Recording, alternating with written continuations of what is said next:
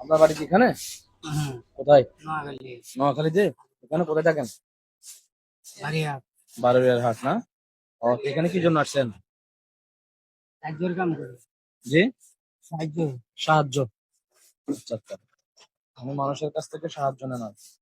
আচ্ছা, বাড়িতে ছেলে মেয়ে আছে? না, কেউ নাই? ও, স্ত্রী আছে? কেউ নাই, আপনি একা? এখানে কোথায় থাকেন? বারিহাট।